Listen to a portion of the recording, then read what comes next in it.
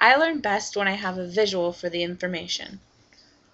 I read slower than most of my classmates, but I'm really good at math.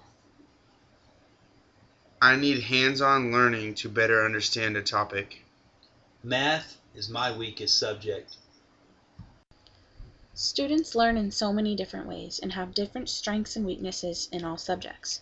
So why is it that many teachers are only teaching to the norm? When teachers teach to the middle, they leave behind the students who are slower learners because everything is going right over their head. And they leave behind the more advanced learners because they are bored with the information because they have already mastered it. If teachers acknowledge the differences in their classroom, they then can start teaching effectively by using a method called differentiated instruction. So what is differentiated instruction? Well, according to Carol Tomlinson, it is the ability to accommodate the different ways students learn and apply them in your classroom. Sounds pretty easy, right? So if it's so easy, why isn't every teacher using this method? Well, it's a lot harder than it sounds. What goes into applying differentiated instruction? Let's paint a picture for a moment. You walk into your classroom for the first day of school. New year, new set of students. None of the students look the same, so you can go ahead and assume that all of them learn in different ways. Now you're probably thinking, how do I teach everyone? How can I learn what works best for every student? These are all questions you should be asking, and I'm going to show you what it takes to be the master of differentiated instruction. The first thing you need to master differentiation in your teaching is a pool of strategies to use to teach. Using these strategies can't be like fishing, because with fishing you never know what you're going to catch. So how do you know what strategies to use? Well, there are many different ways you can narrow down the pool, but first, you must take the time to get to know your students. This is the biggest part of effectively using differentiated instruction. When you get to know your students, you see what they are interested in, what they don't like, and so much more. You can get to know your students by asking questions as well as through observation. Once you know your students, then and only then can you begin to differentiate your instruction. Here are a few ways to get a better understanding for your little Jedis in training. A study done by Patricia Cozy over differentiated instruction found that differentiating in reading according to learning styles had a .007 level of significance on student achievement scores. This study concluded that teachers who differentiated by the use of choice increased achievement in reading.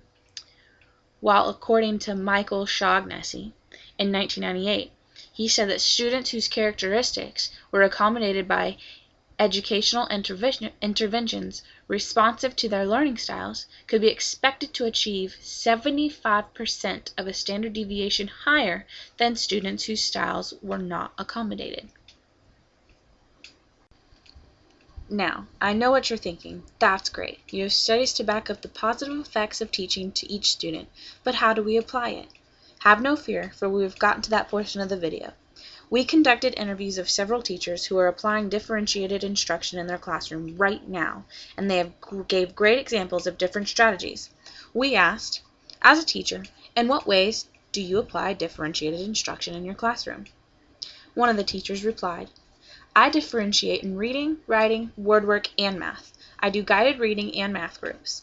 Writing is very individualized, and the kids write about what they wish to write about. We use Words Their Way for our word work program. I usually will have 3 to 4 groups. It can be difficult managing so many groups, but it is so worth it. Looking at the teachers we interviewed as a whole, 12 out of 12 teachers said they used some type of student grouping to differentiate their classroom. 8 out of 12 used different accommodations in their lesson plans. 4 out of 12 said they use different types of assessments to see where their students stand on a subject to see who is on track, who needs more help, and who has already mastered the subject. And finally, only 2 out of the 12 said they used types of hands-on learning to help their students. Olga de Jesus, professor at Mercy College in New York, also gave some great examples on different strategies to use when differentiating your classroom and the advantages of implementing differentiation in the classroom. The advantages that were pointed out were They meet the needs of diverse students with a variety of learning styles. They accommodate students with learning disabilities and other types of disabilities. It facilitates language learning to students from different cultures, such as English language learners. And differentiated instruction stimulates creativity and helps students understand ideas at higher levels of thinking. Olga recommended using cooperative learning, which is a strategy where students work in groups and maximize their learning by peer-to-peer tutoring and, of course, more brain power, because we all know 2 heads are better than 1.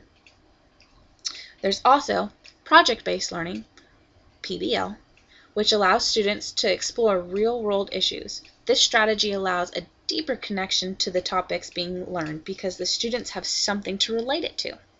And finally, she said, using multiple intelligence strategy to reach the students.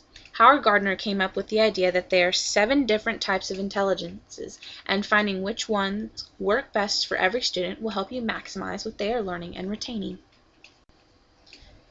To give you an even better idea of what differentiated instruction looks like in the classroom, I've provided you with some examples right here.